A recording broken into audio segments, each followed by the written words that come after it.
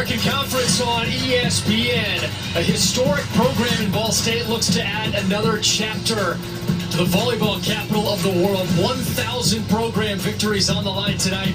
Ball State picked up number 999 last night in a win against Central Michigan. Amber Seaman, Mick Tidrow on hand for More Than Arena. Emma Potter joins us in just a few moments. Well, you can feel the history, you can feel the energy. Amber, you are part of the history here at Ball State. 999 all-time wins. There is a lot to play for tonight. Absolutely, and this is something that the Cardinals are going to keep in the back of their mind. It's an amazing feat to reach 1,000 wins. Not too many programs in the country can say they've done so, but it's not something that you want to have as a Cardinal in the forefront of your mind to distract you from the task at hand, which is beating Central Michigan offensively as well. Well, the offense for Central Michigan going to try and do some damage against Ball State's defense, which we saw Ball State's defense really strong in the first set specifically. Going to take a look at two players for the Chippewas, Ellie Maidendorf and Brooklyn Connor up front. Absolutely. These two middles were the spark that the Central Michigan offense needed last night. They combined for 17 total kills, only had 2 errors, and together they hit 464. That's pretty unheard of from a middle duo, and I know that Iverson-Ammeraal is going to try to find these girls on the court tonight to try to get their first conference win against Ball State. Well, we're talking about middles, so let's continue that trajectory over to the other side of the net. Marie Plitt had one of her best games of the season, double-digit kills yesterday. When doesn't Marie Plitt have a good game? Let's be honest. I mean, the fifth year is doing what she continues to do well. She had 11 kills, hit 625 for the match, but you could feel her presence on the defensive end as well, too. Marie Plitt is one of those players that makes a huge difference no matter where she's at on the court, and I know that she's going to try to will her Cardinals to get that 1,000th win here in Worthing tonight. Ball State trying to become just the second Mid-American Conference team to notch 1,000 program victories. Only 43 programs have done that across the country. And Central Michigan looking to play spoiler tonight after a loss yesterday to Ball State. Starting lineup for the Chippewas, led by Iverson-Ammeraal. Talked about her a ton yesterday. She'll be featured heavily for Central Michigan once again here tonight. And on the Ball State end, the center Megan Wolonsky setting the table for almost 40 assists yesterday in that 3-0 sweep for Ball State against the Chippewas. Madison Buckley had another strong performance, split up 11 kills for the Cardinals. That's the starting rotation for both Ball State and Central Michigan. Let's send it over to the third member of our crew for the first time tonight, Emma Potter. What's up, Emma? Thank you, guys. Tonight, obviously, the main storyline is Ball State's opportunity to get their 1,000th career win. Head coach Kelly Miller-Phillips has 136 of those wins in her 8 years here. When I had the chance to talk to her last night, she was pleasantly surprised to hear that they had the opportunity to do this tonight on their home field. Well, Emma, it's always interesting to hear what the coach's perspective is, because sometimes they're very aware of it, and other times, like Kelly, she's like, hey, I'm just going to coach. We just need to win ball games. Exactly. I feel like Coach Phillips is definitely very task-oriented, and right now the biggest task at hand is securing that second conference win right here on Worthing's floor. So even though, like Emma said, it's a pleasant surprise, I don't think Coach Kelly Miller-Phillips is going to be too mad about getting that 1,000th win tonight. And Coach Collick trying to help Central Michigan put Ball State and stay at 999 tonight. Piece of the match brought to you in part by Greg Hubler, Ford and Hyundai of Muncie. Visit us at the corner of Nebo and McAlliard in Muncie. Finding rhythm early for the Chippewas and blocking and serve presence for the Cardinals. Off we go for Muncie. Ball State trying to pick up win number 1,000 in program history. And the first attack goes to the outside to Kennedy, and it's blocked up front by one of your impact players. Brooklyn Connor up front. And I love that Ammeraal tried to find Connor early offensively, and then Connor said, hey, if I can't get it done on the offensive side, I'm going to get it done on the defensive side. Came up with a great block. She just rotated out, so Maidendorf is back in. I'm looking to see how early and often Iverson-Ammeraal gets Maidendorf involved. Wolonsky finds Buckley early. First swing for her, trickles down, and she continues over what she was doing last night. Amber, she was ultra efficient. 11 kills, hit 230, but she had a ton of swings. She did, and she had a ton of swings from both the outside pin and that right side pin. When you're looking for a point, if you're Ball State, you're going to try to find Buckley no matter what, because like you said, she was very efficient, getting a ton of swings. Ammeraal the set. Maidendorf the swing, and now the tap. Finds space, but it's out. Expect to see Maidendorf featured heavily today for Central Michigan. Had her best performance of the season yesterday. 10 kills on 18 swings. She hit 500. Look for her early and often. Yeah, and it's pretty amazing to have a middle hitting that high. On the flip side, Marie Plitt is hitting 625, so it's going to be that battle of the middle tonight, but that all starts with that ball control. So I'm looking to see how both teams are going to get that good first pass to get their middles continuously involved. It's a violation on Ball State. Central Michigan picks up the point. And the middles yesterday, 6 blocks combined between these two halfway through the first set. Ammeraal, the quick pounce, and the setter does what she does best, is everything for one, but 2 swings in free space. Yeah, and as you can see, she just rotated up into the front row on this rotation. So what better way to establish your offensive dominance by taking a swing as soon as you get right back into that front row. Woloski for Buckley in system and a hammer home. And that has been Buckley's bread and butter shot this entire weekend so far, is hitting that back end line. You can see right here, she hits it behind, I believe it was Brandon on that one. And so that's going to be a tough place for Central Michigan defenders to try to get a touch on that ball. Service error off the hand of Haven Gates. You like to be aggressive early with those serves, so I don't mind the miss. Like I mentioned yesterday, at least getting it over the net gives the Central Michigan serve receivers a chance to play that ball. Woloski gives it to Plitt. I love this set. This is what we call a snow cone. She goes up with that single hand set perfectly right to Marie Plitt. Marie Plitt could have swung on that ball, but she decided to use her high volleyball IQ and get that good touch shot for a kill.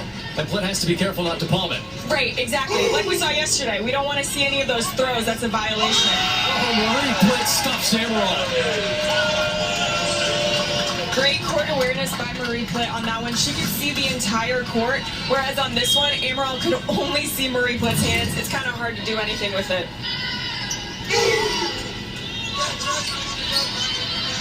Ammeraal sets for Schrock. Kicked it up front. Snyder the swing, drops off the hands. I like that Snyder is trying to tool the hands of Central Michigan's block early. I think that's going to be something that's going to be successful for her because it throws Central Michigan's defense off balance when it gets touched by the block. Maidendorf off the slide. That worked to perfection for both teams yesterday. Yeah, I'm excited to see how the slide battle goes tonight. Obviously, Marie Plitt is someone that's very lethal on that slide, but Maidendorf said, hey, I can do it just as well as you can. And coming off her best performance of the season, trying to carry that into tonight. There's Plitt, gives it right back to Maidendorf and company off the slide. Great swing by Plitt, going down the line. You can see on that one, Duquesne was on that left back, but she was still moving a little bit. When that hitter contacts the ball, you want to be stopped on defense so you can make a good touch rather than shanking it off the court. Marie Plitt with a couple of kills already, active up front in the blocking department. And for more on Marie, we send it over to Emma. Thank you, Mick. Marie has played 133 of 135 possible career matches tonight. She also had the record for best hitting percentage of all time in a single season with .404 last year. So obviously she's been a star for the Cardinals, and she has shown that early in this match. And the record books are going to be sprayed with Marie Plitt's name because of how many things that she's done in her career. As Central Michigan evens things up at 7. And you could tell from the moment that Marie Plitt stepped on campus that she was going to bring that winning mentality here to Ball State. She did not play like a freshman when I played with her freshman year, her true freshman year. And so it's just really fun to watch her progression over the years as to who the player that she is today. Hard smackdown from Brandon. Check that, it's Willer on the outside. And I love this shot from Willer. You can see that Marie Plitt's now worried about Brooklyn Connor, the middle for Central Michigan, and that left Willer wide open one-on-one. She took full advantage of it. This time Willer pushes too far.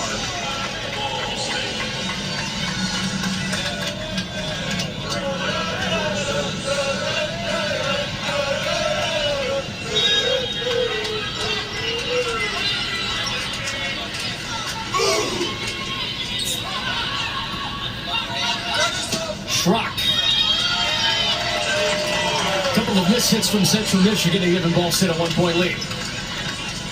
Right now, it looks like the hitters for Central Michigan are trying to go for those high hands, which I don't hate, especially with how hard Ball State's block is to hit around. But sometimes they're just going a little bit too high and missing those hands completely. There's the slide.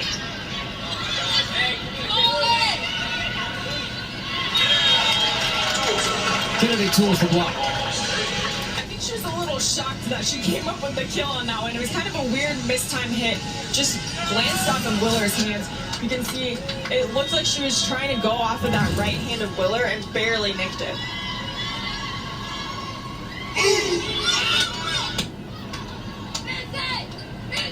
Running touch from Connor. No luck. And that's a really tough route for Claire-Ammeraal to set Brooklyn Connor on that.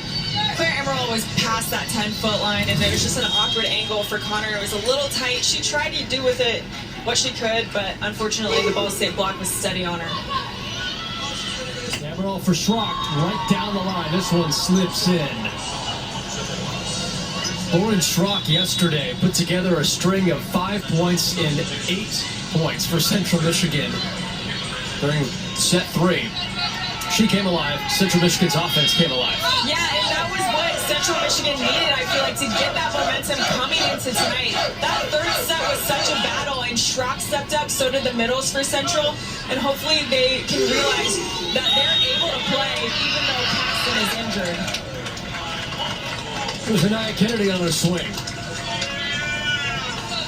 She took a page out of Madison Buckley's book for that one. That shot selection right there. Great swing. I believe we got a challenge call here. I think Coach Golick is challenging whether that ball was in or out. Well, Coach Golick was good on challenges yesterday. 8th-year head coach looking for his 99th career head coaching victory at Central Michigan.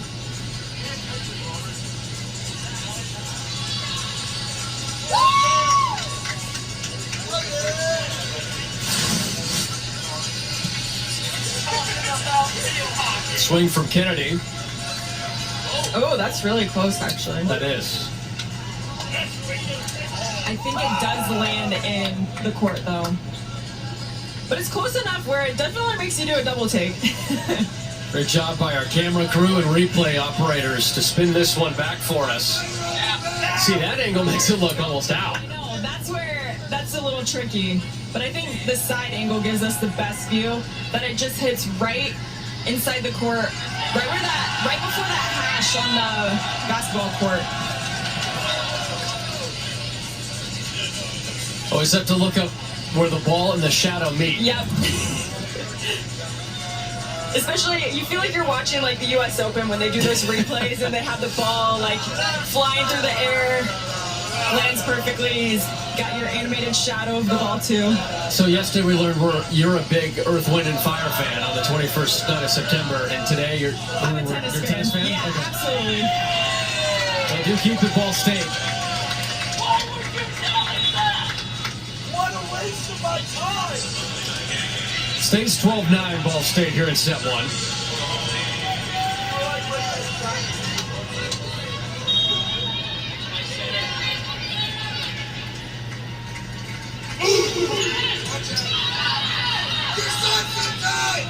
Ammeraal for Willer.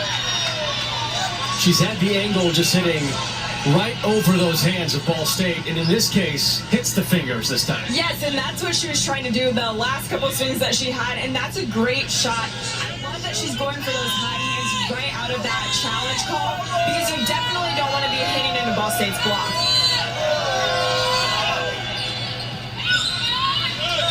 Wolowski for Buckley. Popped high. Brandon the save. Ammeraal gives Gebhardt a chance. Facilitated toward the middle, and Cameron Wise bounces it right over. Cameron Wise, in her 4th career match at Ball State, has made her presence known the last 3 matches, and this one with authority. And I love that Wolowski has that confidence in Cameron Wise on that play. You can see that Cameron Wise had a stretch where she didn't get too many sets last night, and I think she's still trying to develop that connection with Wolowski, but when you get a swing like that, I mean, you might as well keep going to it. Wolowski outside to Snyder. Wise, the quick bounce and drop down. And Wise did a great job of the directional block over here. She used her left hand and threw it to the left side of the court where there were no Central Michigan players. Smart heads-up play by just a freshman. 2 kills for Wise, back-to-back plays. Moore tries the line, and it's out. I really like that choice on the line shot. She just over-rotated, but again, I think Central Michigan's offense has come out to play tonight. 500. Ball State's hitting an absurd number so far in this first set. They have a 5-point lead. Staple that overlooks so much of campus. You have the bell tower, Frog Baby, Beneficence. Am I missing any other landmarks? I think those are the top 3 that I can remember. Benny was always a fan favorite. Benny is a very, very good spot. Touch from Ball State out of the timeout, puts them up 6. Move on the run.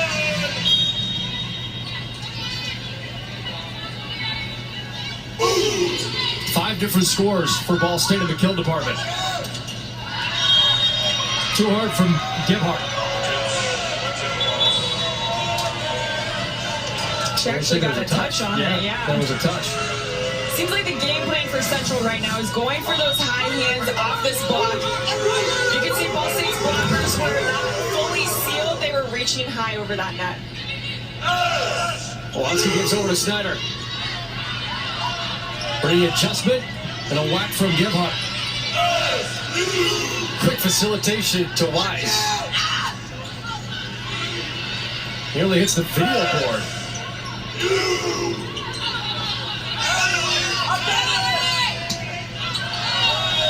Doesn't touch the hands this time. It's out. It's a really tough swing. That ball is coming over her shoulder. She can't look at that block. She's looking up at that ball. And so it's a really tough swing. I love that she was still trying to go for those high hands. But again, when you can't see where your blockers are, it's hard to aim for those hands. Prompts a timeout from Coach Golick for Central Michigan. 6-point deficit. Pretty much neck and neck the first set until the last few moments right before that timeout. Ball State took a 15-10 lead, starting to find that groove, kind of like they did in the middle of the sets 1, 2, and 3 yesterday.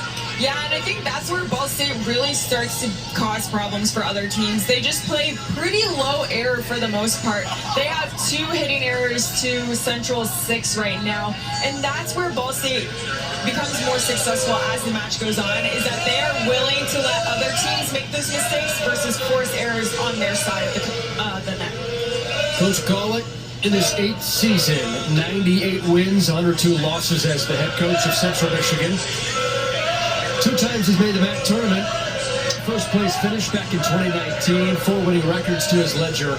And last season had a 20-12 team, 12-6 in the conference. They just ran into a buzzsaw that was Ball State in the MAC tournament last year. Yeah, I mean, he's been very successful with his team so far, and I think that's what Central Michigan needed. They were in a bit of a slump before he got there, and he's helped get them right back on track. And each and every year, you're starting to see the Chippewas improve. And I think especially coming into this start of this conference season, it's tough when you're playing Ball State at home for the first 2 matches. It is tough. And for more on Coach Golick, we send it over to Emma. Thank you, Mick. And we had the chance to talk to Coach yesterday. He said that there was no fast way of getting the girls on this team experience. He said there's no fairy dust that makes you an experienced player all of a sudden. They've been learning those lessons when they fall short of goals, but they also want to make sure that they're growing, even when they find themselves on the short end of the match. So they're going to really work on pushing it and getting through the rest of this match. Thank you, Emma. And Amber, at one point, you were a freshman. You were a sophomore trying to learn the ropes of what collegiate volleyball is like. Sometimes it takes time. Others improve quicker. But at the end of the day, when players are meshing upper class to freshmen, that helps so much. Exactly. And it's these growing pain moments where it seems like nothing's ever working and then all of a sudden it clicks. But like Emma was saying about what Coach Golick said, it's not a quick fix like that. There's no fairy dust. It just takes time and just growing through everything. Frontline rejection from Ball State. It's Marie Plitt and Kate Snyder teaming up again. And they're a great duo up there. They are very experienced with their blocks. They know when to press, when to seal, and they definitely do not reach for any hits from opposing teams. So good solid block up there for Ball State. Service error from Gates. Let's go back to Coach Golick and the Central Michigan conversation, Amber. They are down 2 of their best players right now as well to start off action. Not an easy place to be in. Christina Casson, team's leader in the kill department, missed yesterday, missing today. As Ball State plants a point to take a 7-point lead. And then one of the star players, Natalia Raymond, has missed all season after she was hurt with the Polish national team. So when 2 of your best players aren't available and they were still 500 through non-conference and competed super well last night, a really good sign when they get healthy.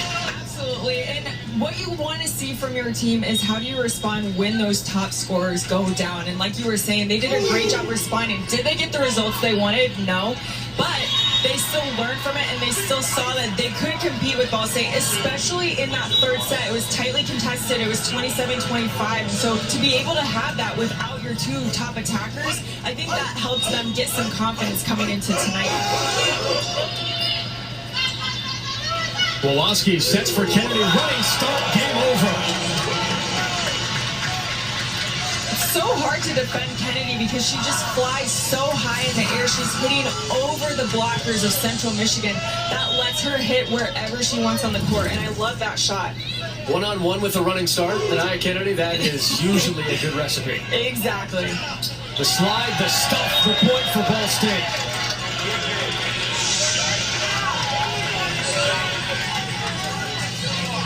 It's a good route by Connor, but Ball State's middles have been committing on her in Maidendorf, so they typically have 2 blockers up on them at all times.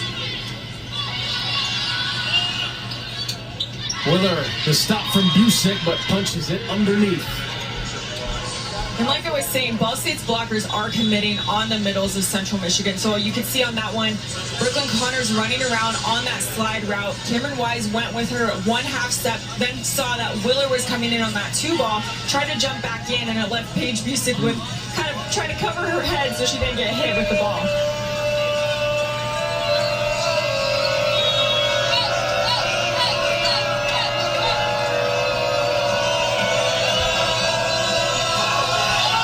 I think the crowd behind us wants to see a 1,000 program win tonight. I think they definitely do. We'll have to give them some of the credit for it.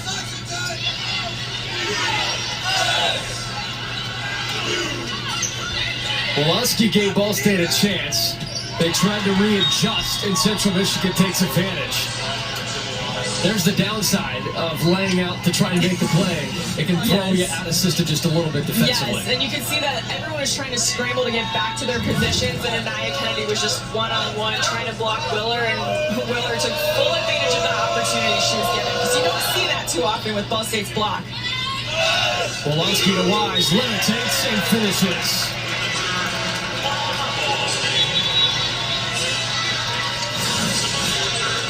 Wise and Wolanski are starting to feel their connection just a little bit more.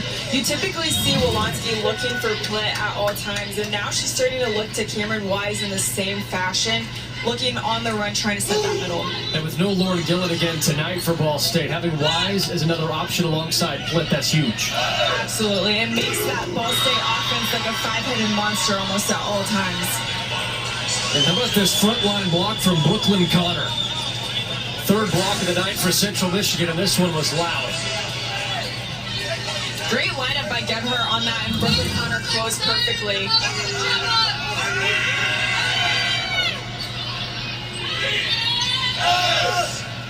Outside to Buckley.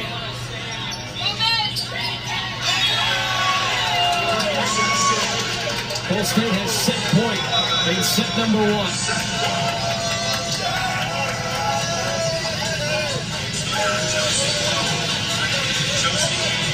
It's almost like Ball State has the entire city of Muncie on their back, willing them to finish the set on this point. This is a phenomenal crowd.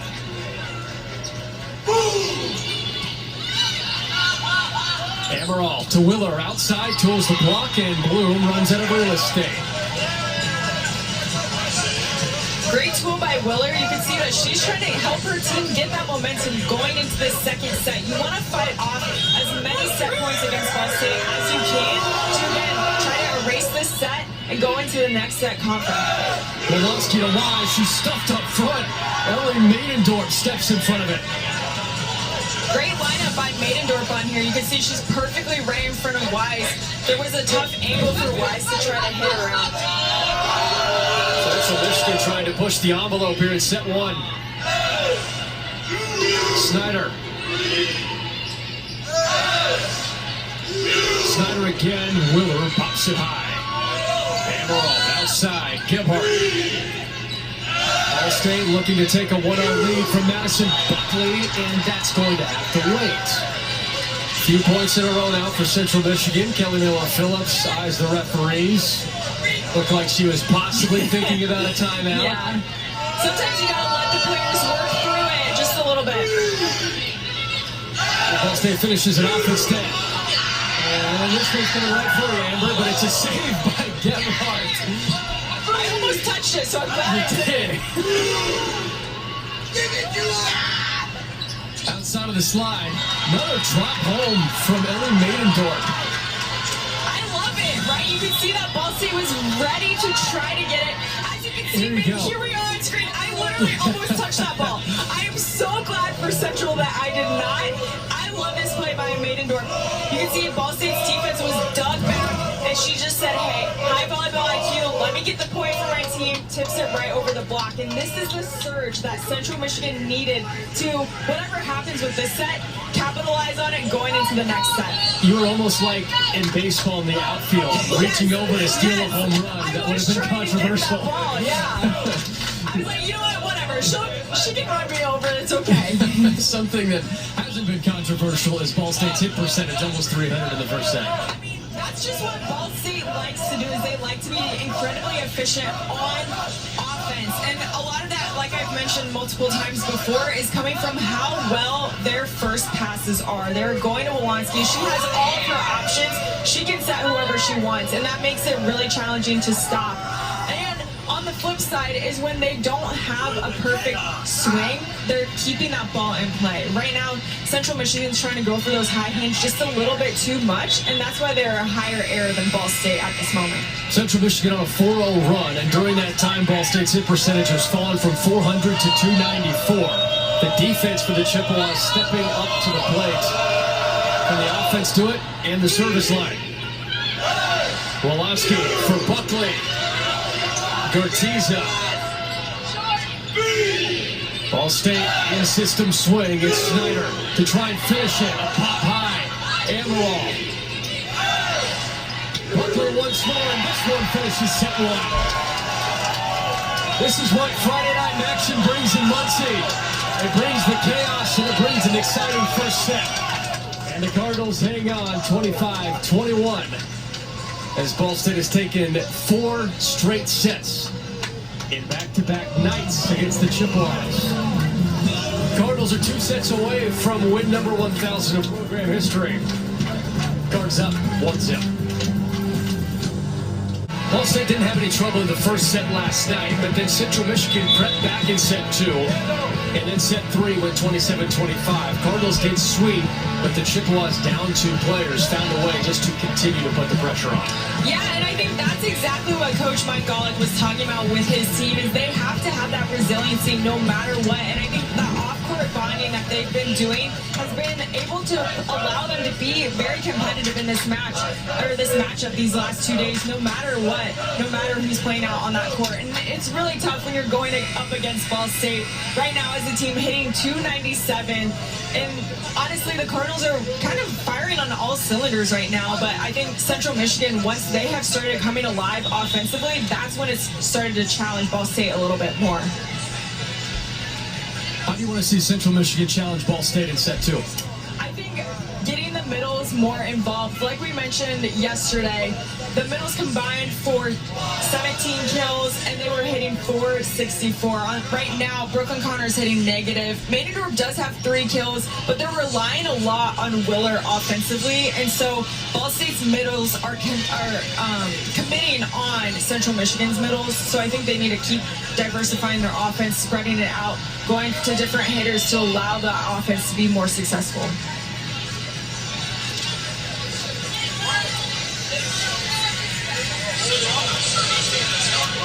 Ball State 2 sets away from 1,000 program victories. What's been deemed the volleyball capital of the world could become just the second MAC program to achieve 1,000 wins. 43 programs have done it across the country. Anaya Kennedy trying to do her best to make sure that it happens inside this building at home. Yeah, and that was a perfect in-tempo set to Kennedy. She could have hit all of her options. She found that seam, that block, and hit it to the ground with authority. Duke just became the 43rd volleyball team in NCAA history to reach 1,000 wins. Beat Loyola 3-1 a few days ago. 5 ACC programs at 1,000 wins. Ball State trying to become that second program in the MAC behind Western Michigan. Buckley slams it home against Ammeraal. You can feel the authority in the second set from Ball State's attackers. Yeah, they are incredibly confident with the first two swings that they've taken. They are not afraid of Central Michigan's defense right now. And I feel like they can almost, I don't want to speak too prematurely here, but they can almost feel that 1,000th win kind of on the horizon. And they're trying to get it done as quickly as they can. Willard. Wolanski gives to Wise, and she quickly pounces on Ammeraal. Is that something as a player you're thinking about as a match goes on? I think as it starts getting closer and closer and you start chipping away towards that third set victory, I think it does start to loom in your head a little bit more, especially for the girls on this team currently, is that they're making history in this moment. Now, the groundwork was laid by so many players before their time in the early 90s, early 2000s. And don't shortchange yourself. A couple of years ago, you're part of this conversation too. Very true, very true. But I gotta be humble, right? Gotta be humble. That's fair. But I think to get it done and be a part of that team that gets that 1,000th win, that just means so much more to the team, the girls on the team right now. Ball State running away with the second set so far. Miscommunication between Wolanski and Gates. And that's not something that happens too often with Ball State. It was a little bit of that scramble play. So I know they want that one back. They typically don't have communication errors, but sometimes it happens. Wolanski gives to Wise, running start and a finish. I love that set choice by Wolanski. A little bit off balance, but you can start to see right in front of your eyes, her and Cameron Wise start to get confident with their connection. She's like, hey, I'm going to chuck it up to you. It's almost like she's setting a second Marie play out there. It's the running start timing from Wolanski to Wise. Yes, exactly. And that's something that you need as a setter to be successful. You got to run those middles. Bloom for Snyder. The set for the outside. Willer hits Gates. Wolanski the tap. Frontline stuff. Willard there one-on-one. Central Michigan's out blocking Ball State 5-3 so far.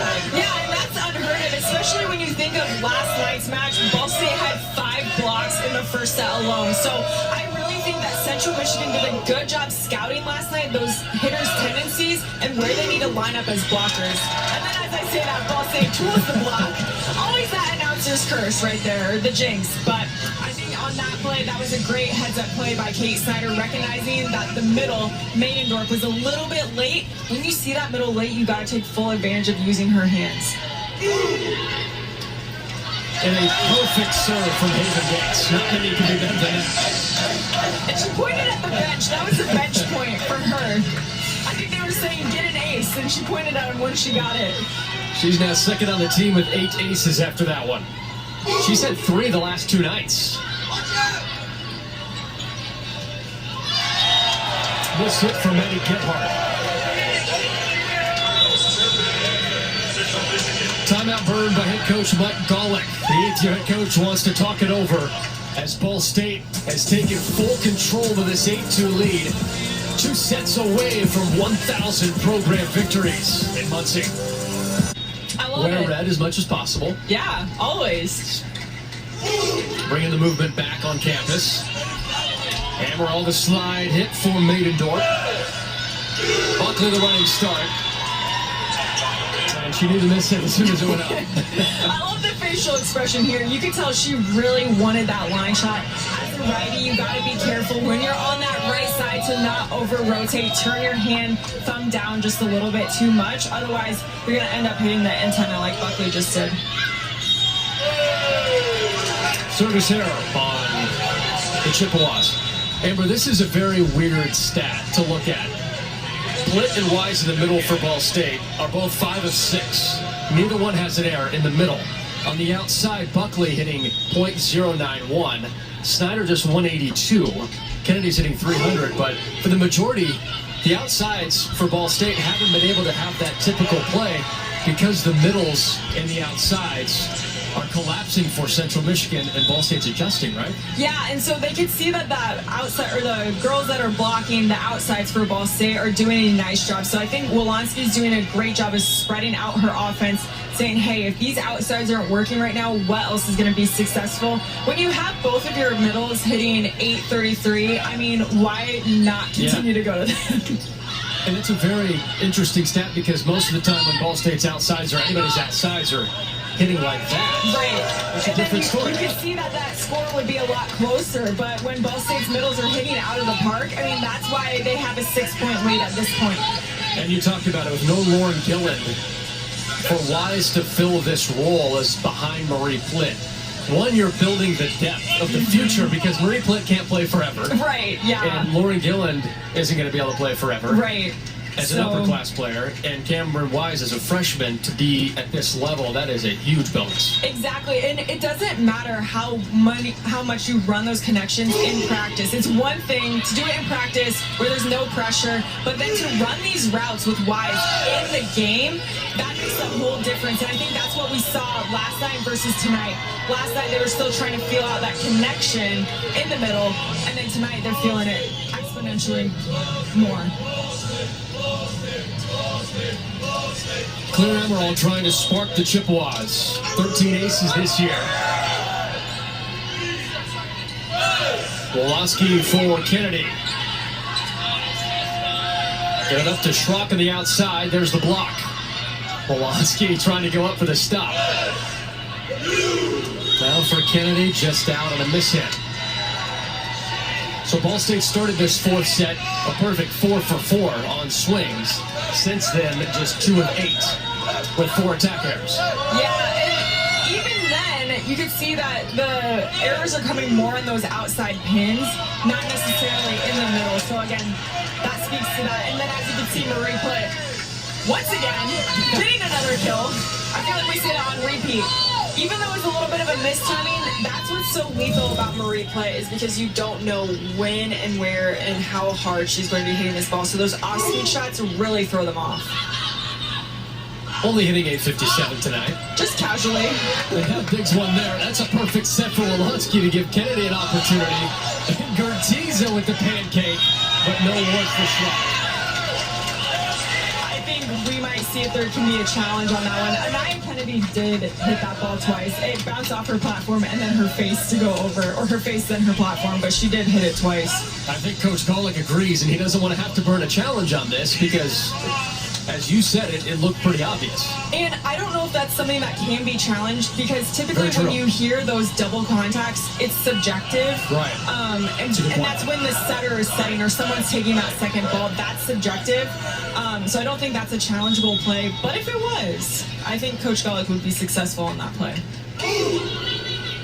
He walks away unhappy with the final word as Schrock levels one through. I love that. That is the most amazing feeling as a player when a call doesn't go your way to come up with a big kill on the immediate next swing.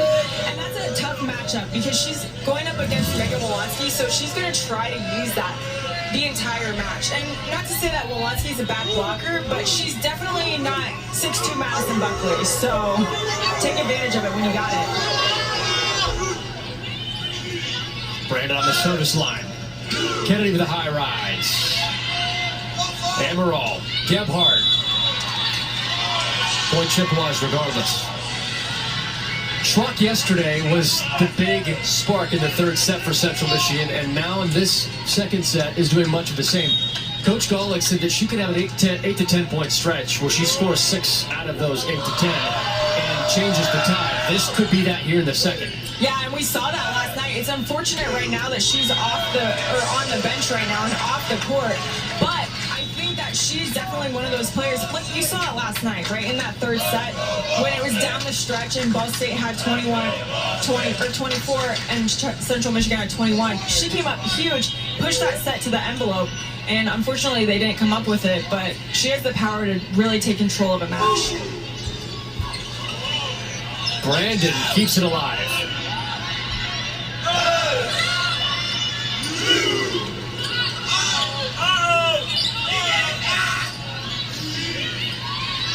Wolonsky for Wise in the middle. It's rejected by Connor. She was one of your players to watch, Amber, that's why. I mean, right now she's leading the team with 4 blocks. So she's doing, even though she's not having the best night offensively, it doesn't matter. She knows where she's needed, and that is currently on the defensive end for Central Michigan. She's now up to 24 blocks on the year.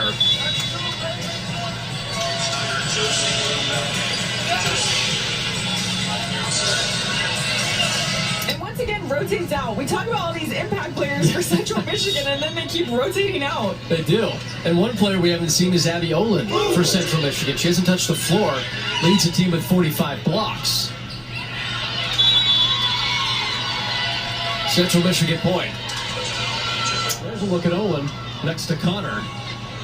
Hasn't gotten in. Yeah, and that is a little surprising just with how strong she has been. She's been someone that has been, typically a steady force for the Central Michigan Chippewas, but sometimes you just got to go with what's working right now, and that's Connor and Maidendorf. Snyder puts it home. Smart move between two. Yeah, and it looks like she was hitting that ball as she was falling down a little bit, and so she really tried to go for those high hands, and it just landed right in the campfire of the court.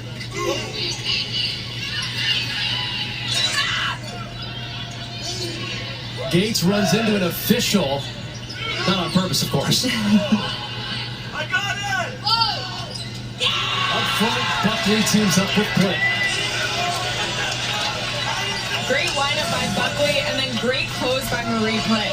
Obviously, when Central Michigan is playing a little bit more out of system, what Ball State does a good job of is reading who they're sending that out of system ball to, and then they just clamp on it.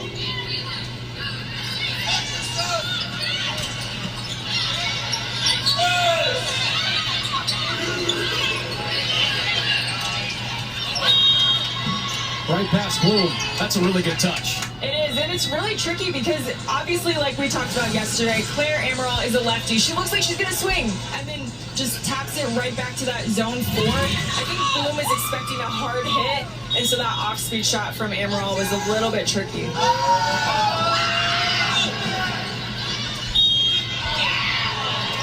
This couple of points, Central Michigan piling together. Back within 4. And look who's back in the front row, Schrock. So I'm not saying that it's all because of Schrock because she didn't serve that ball, but her presence on the court is felt. Snyder. There goes Schrock. Rejected up front.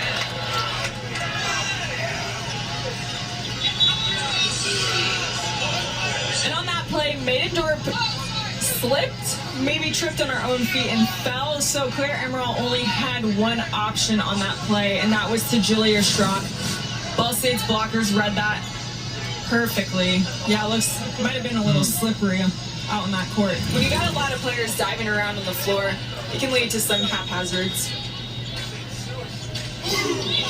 That spot was problematic last night, too. That's where Buckley took a tumble on her ankle. Yeah. Must be that side of the court. Schrock stuffs Plitt up front with Maidendorf. Schrock's been in the middle of a ton of action for Central Michigan. And for more on Schrock, let's send it over to Emma. Thank you. A little fun fact about Lauren is that she boasts a stunning 86,000 followers on TikTok. She creates content with the team, her friends, and overall relatable videos. Even today, they went to the Gardens on Ball State campus and were making TikToks as a team. Emma, what was your favorite TikTok of Lauren's that you were able to browse through? Well, she actually made a TikTok on her playing back row for once, and the ball hit her right in the face, which obviously is not a good look, but it was really funny, so you should definitely check out her page.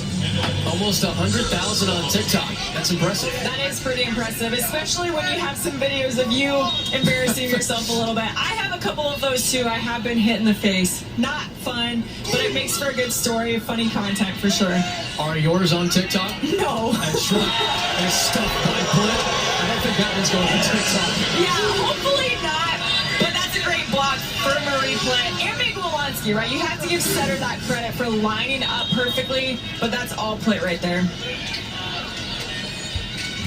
Marie Plitt is having a phenomenal night. 6 kills in on a couple of blocks. Rip from Schrock. Wolanski, the touch for Kennedy.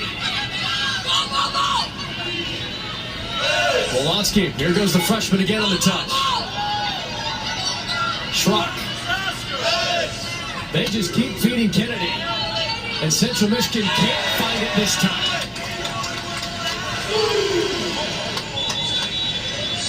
Timeout for Central Michigan.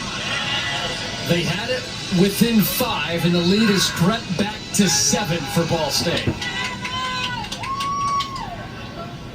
Central Michigan hasn't been able to find that offensive groove, hitting under 100 in the second set after under 200 in the first.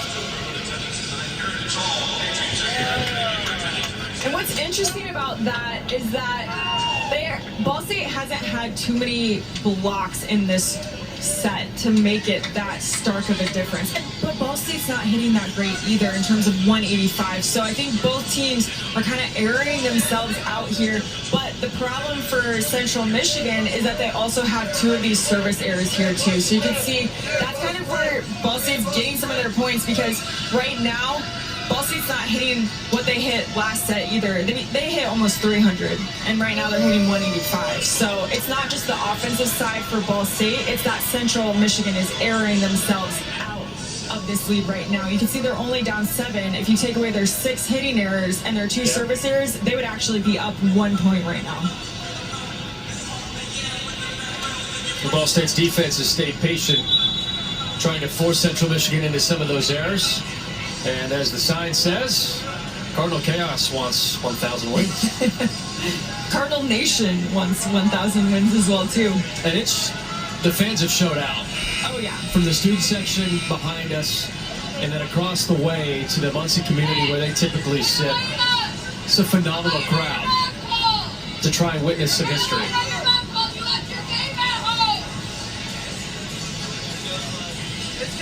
Muncie feasts off of men's and women's volleyball.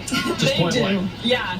It all started from the Shondell family. Dr. Don leading the men's team, Steve helping out on the women's side of things, and then you got Dave and John out at Purdue. I mean, this city eats, sleeps, breathes volleyball, whether that's on the men's side, the women's side. It's so fun to see them all come out to support volleyball. When you just went through all the Shondells and the history, I kind of got chills. I know, right? Yeah. Because of what it means. Exactly. And it just means, it's something that means so much to the community. That it's not just the campus of Ball State, it's not just the athletics department here at Ball State, but it's literally the lifeblood of Muncie. Split. Ammeraal with a long run. Kennedy has a running start. Makes Central Michigan pay.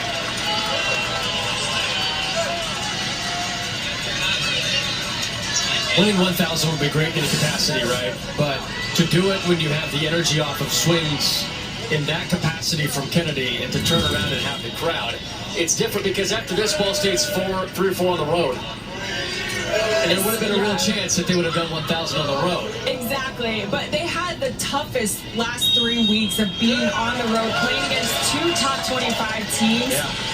Western Kentucky, Creighton, and then you also have really good teams that aren't currently ranked in the top 25. Those RPIs will come out later this next week for the predicted future. But Ball State's really been through it, and so to get this last 1,000th win here at home would be so much better, and that gives you some confidence going into your next road stretch. I'm sure they're tired of being on the road at this point. Smack from Connor, squeaks in. It's such an odd schedule for some of these teams. Central Michigan has the weirdest start to matching. They have 7 on the road in their first 9 matches. You're kidding. Oh my goodness. They get to flip it and have 7 of 9 at home at the end of the year. That's always nice. But for Coach Golick, who's battling some injuries, to be on the road for 7 of the first 9. That is really tough. It's brutal.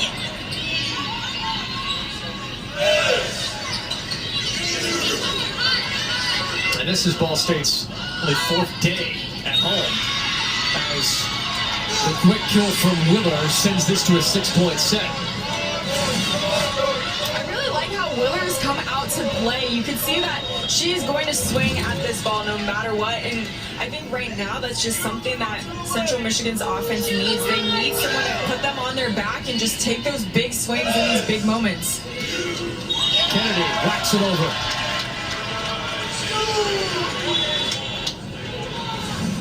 That's a great swing here. You can see the block was lined up on her cross shot, so she took a little bit off of it.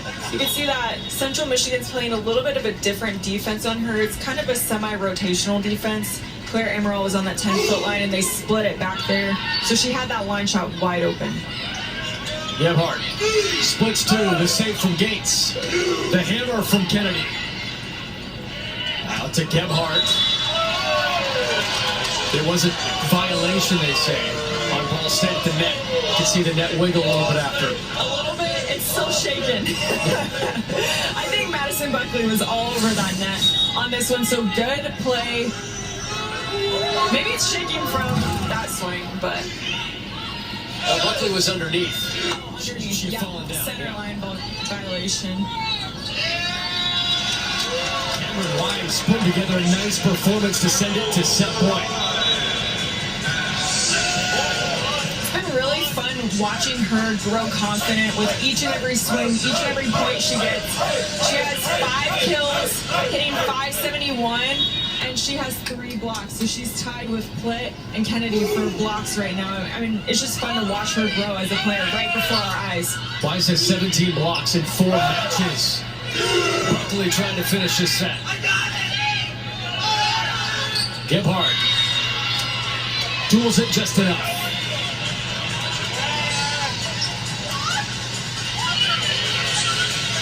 Gutsy swing, especially on set point for the Cardinals. She only had 1 block up and took 2 of Madison Buckley.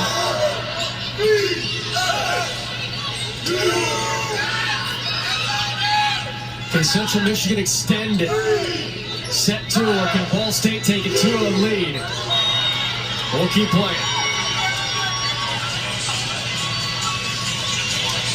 And this is exactly who was serving the last point of the last set. Willer was back on that service line, and that's when Central Michigan started to make their surge coming back, and she's doing it again. 25-21, set 1 finish.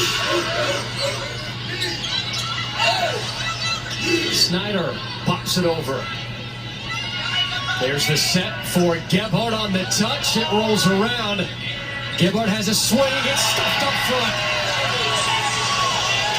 Ball State in the driver's seat. 2 sets to none in Muncie. 25 points away from 1,000 program wins. Stick with us for the finish to possibly witness history inside Worthing. Tidrow, Amber, those first 2 sets really dominated up front for Ball State. Cameron Wise and Marie Plitt combined for a .560 hit percentage in the middle. That's not too bad. And if you're Ball State, you're excited about that. You want to see your middles being the most productive offensively because it allows your teams to go to work. Right now for Central Michigan, their middles are combined for 200, so that's significantly lower than Ball State's middles. And I think that's where we're seeing that discrepancy because Central Michigan's relying on their pins, and it's creating a lot of pressure on them because Ball State's block is all over it. Well, you can hear the noise. The crowd behind us, Cardinal Chaos, is also looking for Ball State's 1,000 career victory in program history. For Central Michigan in sets 3 and possibly beyond, what do you want to see from the Chippewas? I want to see them have that confidence in themselves. We can see that they can hang with Ball State defensively. They're leading them in digs. They're leading them in blocks.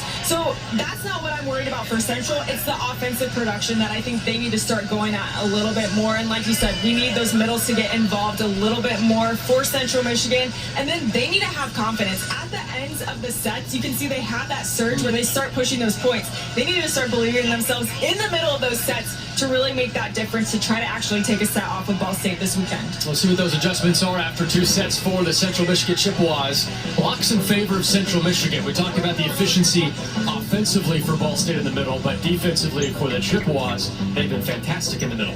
Yeah, and I think for the Chippewas, they have been doing a nice job of Ball State's attackers a little bit more, and they're getting good positive touches on Ball State, whereas you can see for Central Michigan, they were trying to go off those high hands of Ball State's blockers, and that's not allowing Ball State to get those stuff blocks that we've typically seen of them. And so I think right now when you look at these stats, Ball State is not as efficient as Central Michigan in these digs department. Here you can see they only have 29 to Central's 31. Not too shabby. It's in a defensive game, but that offense is really where we see that discrepancy. Also just 2 more assists for Ball State than Central Michigan. Send it over to Emma before we start set 3 here in Worthing. Thank you, Nick. I just had the opportunity to talk to assistant coach Tucker Benning for Ball State, and he said that one thing that Ball State wants to do is maintain that service pressure. They've done a good job of staying consistent and putting the pressure on, but he wants to keep maintaining that so that they can come through with a win for this 3rd set for a sweep. Remember, that seems like it's a vital part of Ball State's game. Absolutely, and that's what makes Ball State such a hard team to play, is that they have really been working on their service pressure in this off-season. When they can get teams out of system, those teams are not able to run their middles as effectively, and that's kind of what we were talking about with Central. We want to see their middles get involved, but right now they're not able to do so because they have tough servers like Wolanski really bringing the heat to them. There's the first swing from set 3, and it goes backwards. We're pumping up Cameron Wise because she's having a fantastic start to her Ball State career. This is impressive. I have been so impressed with Cameron Wise. She's just doing a good job. She's not playing scared. She's not out there playing like she's a freshman. It's really intimidating, speaking from personal experience, being out there as a freshman, especially as you get into that conference play, going up against those experienced players, but she's fitting right in with the Cardinals. She only had 3 games of experience entering tonight. She didn't play the first 10 matches in her freshman season. She has started a couple of matches and already 3.5 matches into her Ball State career, 19 blocks. They send it outside to Buckley. Ammeraal pushes for Willer outside.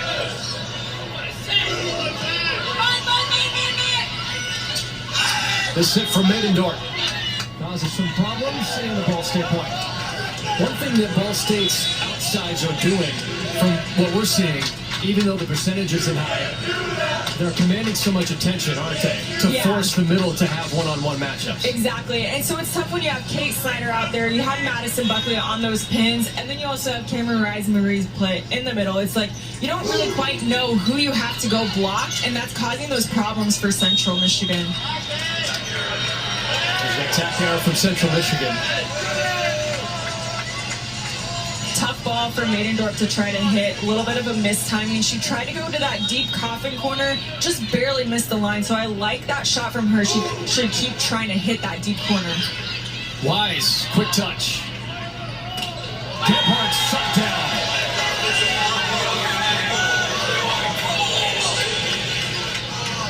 Now we're starting to see the block for Ball State come alive. I think, again, like Emma was saying, Ball State's applying that service pressure on Central Michigan. That's making their offense a little bit more predictable, and so they're able to line up perfectly on these blocks. Another touch, another kill. She's having a night. I love to see this from Cameron Wise. She has 6 kills on 9 swings, only 1 error, hitting .556. Year over year, it seems like there's at least one freshman for Ball State that jumps onto the scene. This year, it's been 2 freshmen, 1 true freshman, 1 redshirt freshman. Yeah. Wise and Kennedy. Exactly, and I think that just speaks to how mature they are as players to be able to fit in the cold culture of Ball State to adopt these freshmen and kind of welcome them out onto the court and make them feel like they are a part of it versus isolating them as freshmen. Not saying that Ball State would ever do that, but it allows these freshmen to settle into their roles just a little bit more. Snyder the touch. Cortese to stop. Out for Gebhardt.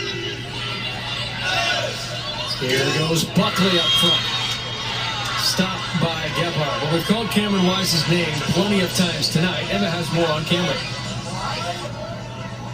Cameron is a stud on the court, but she's also a stud on the basketball court. She was one of 5 people in her high school's history to score over 1,000 points. Her head coach from high school said that he has coached for decades and he has never seen a girl play and be a competitor as well as she has been. So Central has definitely used her, and her competitive excellence has been shown on the court tonight. Central Michigan finds a way to grab a point. And it's always so fascinating to hear multi-sport athletes in high school, how they translate to college. The competitiveness is definitely one thing that transfers from sport to sport. Yeah, you do not have to worry about that with Cameron Wise at all. She is one of those people that's just going to go out and compete. And clearly she's done a great job at the high school level with basketball and with volleyball as well, too. She was able to win a state championship with Wapahani volleyball here, which many Cardinals have done before. Yeah. Think back to Katie Vasilakis, former Katie Vasilakis, who was the libero for Ball State a while ago. She was able to come in and be the coach for Cameron Wise, so I think that's such a cool story to have a libero that played at Ball State, then coach a player that's now going to Ball State as well, too. That error stops a 4-0 Central Michigan run. As after Ball State had climbed ahead 5-1, Central Michigan roared back to tie it up. And the error that haunted Central Michigan in set 2 gives Ball State a 1-point advantage. Ammeraal, Maiden-Dorp. Hard smack from Marie Plus. 7 for 10. Casual 600%. I think that's pretty low for Marie Plitt's hitting percentage. Most people would kill for a 600 hitting percentage.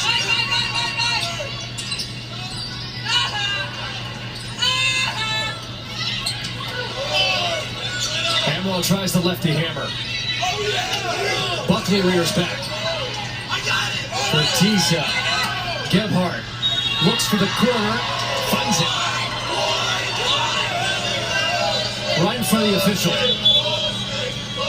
He kind of had a dodge out of the way off the bounce on that one, so I think that's a good shot by Gebhardt. I think right now she's still playing a little bit timid. She did have that one really good swing in the second set, but right now it seems like all of her swings are a little bit tentative. But again, I think that's because she's gotten blocked a couple times by Buckley. There's Plitt, classic slide.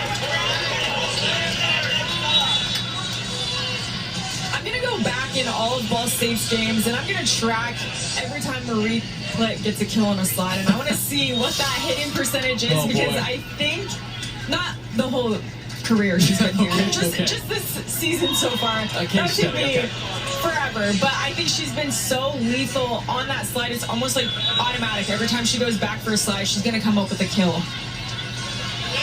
Question is, if that's the case, why not do it every time? That's what I'm saying, right? Set Marie Plitt on the slide no matter what. Don't have her run any other routes. 8 kills for Plitt today, hitting that .636 blistering percentage. She's the only Ball State player in history to hit at least 400 or higher. And over her career, but she did that last year, over her career, above 350, which is third best over an entire career in Cardinals history. So you weren't kidding about the efficiency.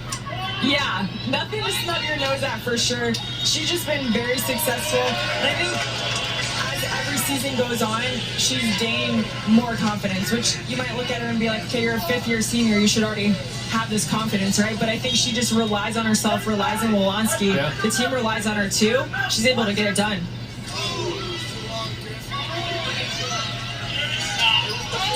Plitt and Kennedy there. Connor the punch. Roll from Kennedy.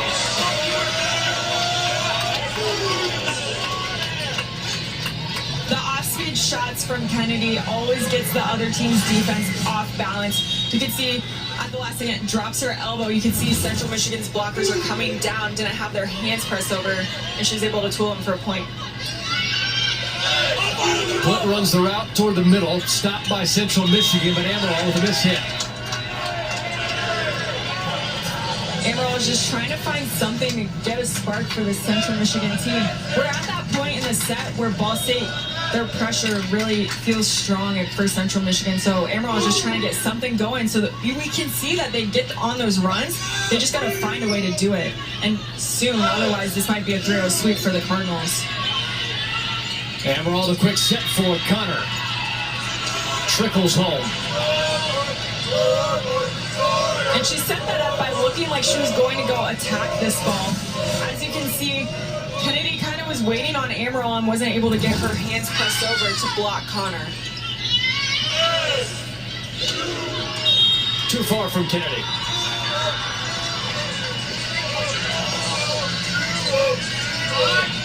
And sometimes that's going to happen, especially when you have Kennedy on the outside pin. She's taken 26 swings. That leads the Cardinals in attempts. So statistic-wise, she's going to make her errors. But I think she's been pretty low error for the most part, speaking with her hitting percentage. And then she's not able to get a block on Willer right there. And Willer has been the bright spot, I think, for Central Michigan today. Yesterday was the middles, but Willer came out to play today. 11 kills on 20 attempts, hitting .450 for Willer. She came in the entire year with just 15 kills, almost doubled that in this match. No Casson for Central Michigan. Willer has stepped in. Willer again with a swing.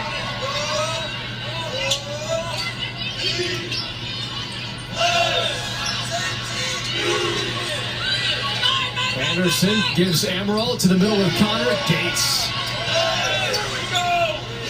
Kennedy fires over.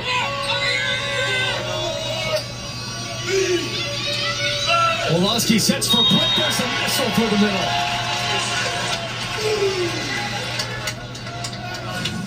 Great rally on both sides. Again, this is where Ball State starts to get a little bit tricky to defend, because when you have Woloski and Plitt up there together, you always got to keep that head on the swivel to find Plitt, because Woloski's going to find her at all costs.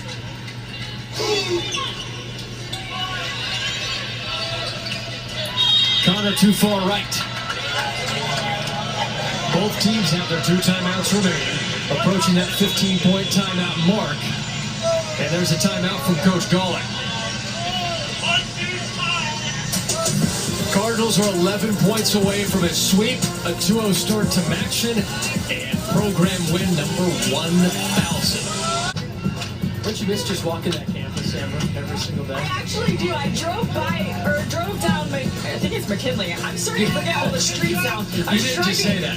Oh yeah, I was driving down McKinley. Yeah. And I saw the scramble light, or I like to call it the chirp light. And driving down the brick roads, I was thinking about all the fun times that I had trying to catch the bus after practice because I was late to class. But don't tell my coaches that.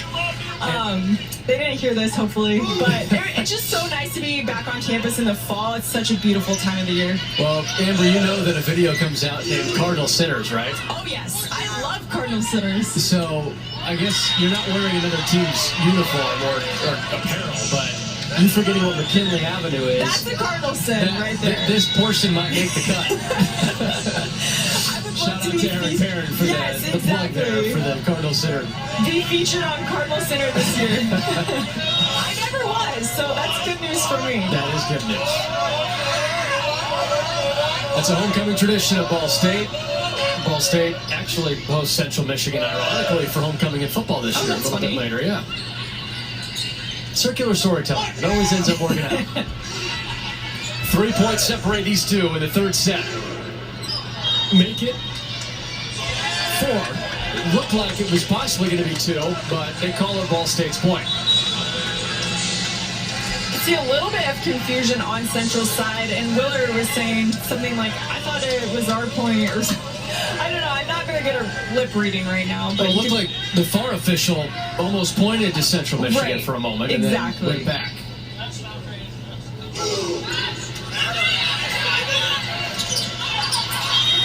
Touchdown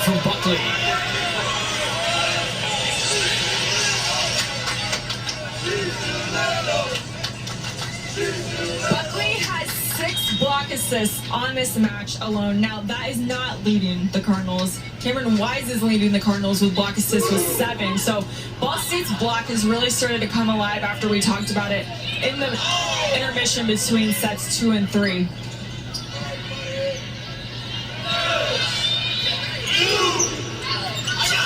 Slips down. That might be the first time that Gertiza has not got into a ball that she's trying to pancake this whole match, and then yesterday too. Yeah, yesterday I remember too for sure, and she's just one of those players that flies all over the court, and she's such a steady presence for the Chippewas. I think she's had a really, really impressive career in terms of the defensive side for the Chippewas. Wolonsky on the service line. Ammeraal gives it to Willer.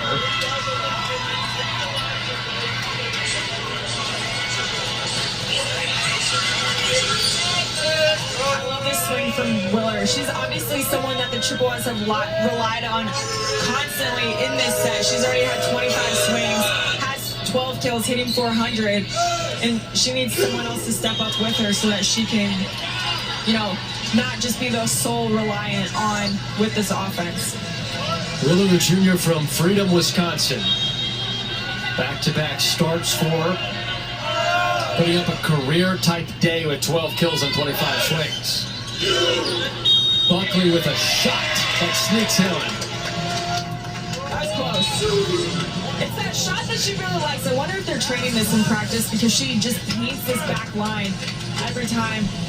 You can see that she's been pretty successful when she's hitting it in the deep part of that court. And this is a similar swing that Coach Golick challenged early in that first set. It's almost carbon copy. It is. Almost at the exact same spot. But that's not the challenge this one. Ammeraal tried to serve it up for Maidendorf. Missed time.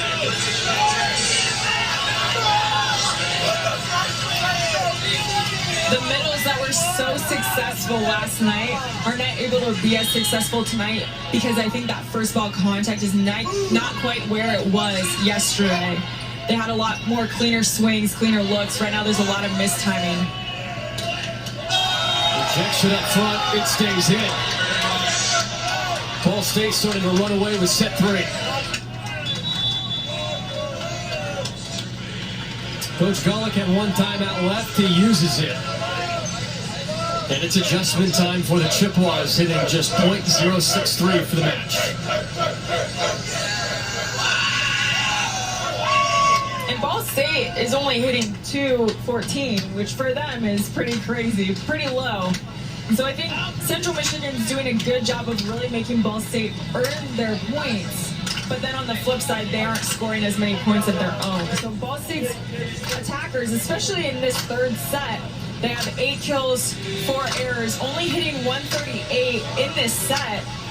Central's making them work for it on defense, but Central's got to capitalize when they get those digs. You mentioned working for it. Marie Plitt's done that tonight once more. 9 kills on 15 swings, .533 in percentage. I mean, we knew she was going to be someone to watch in this match, and I don't think we just can emphasize how much her presence means to the Cardinals right now. Again, she's getting it done offensively. She's able to be that person that Megan Wolonsky can set with her eyes closed no matter where she's at on that court. She's going to find Marie Plitt, but then she's also getting it done defensively as well. She has 3 block assists. She does have a couple of digs on the stat sheet as well too, so can't be too mad about her performance tonight.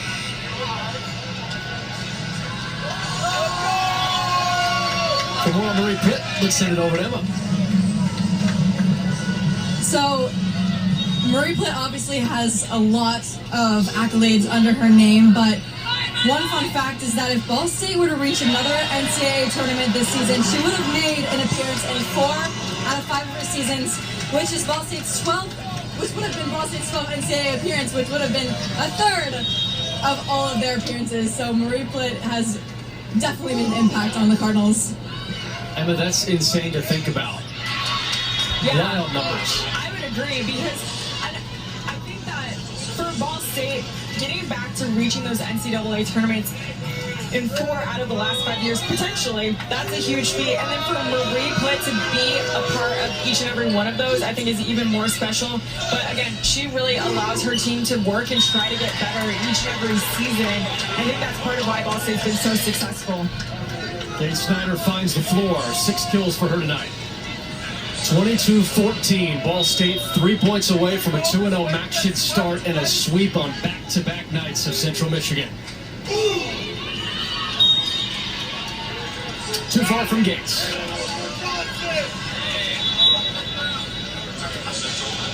She's trying to be aggressive, going for it. I mean, like we were mentioning, when Central Michigan has the opportunities, they haven't been able to capitalize on offense, so she's just trying to throw them off. But sometimes they're going to make those misses.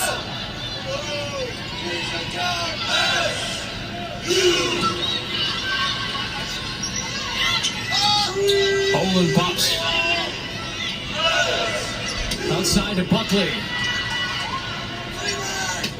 Olin again. It's a tip drill. Olin's come in and played pretty well this third set. Has a couple of kills. It's interesting that Olin's now playing on that outside. We typically think about her in that middle slot just a little bit more, and she's doing a good job of just trying to provide something to Central Michigan.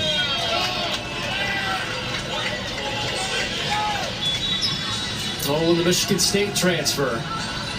Staple up front this year for the Chippewas, leading the team in blocks, top 4 in kills. But her team sitting 7 points down in set 3. Ammeraal whacks it free, but it's too far. Ball State is 1 point away from etching their name into history with 1,000 program wins. The Cardinals looking for a clean sweep. Ammeraal against Plitt. Wolanski gives Plitt a chance. Long run for Gertiza. Worthen's on its feet. Waiting for history. Snyder the whack. Ammeraal sets it up. Maidendorf the slide. Plitt for the kill. For history. That's number 1,000 program win for Ball State. The volleyball capital of the world etches a new number that only 44 programs have ever attained.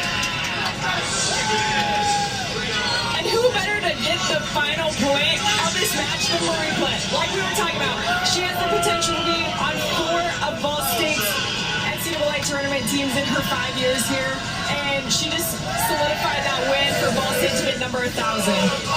She was your player to watch at the very beginning and closes the books on win number 1,000. And this is absolutely why. Able to find a way to win this point for Ball State.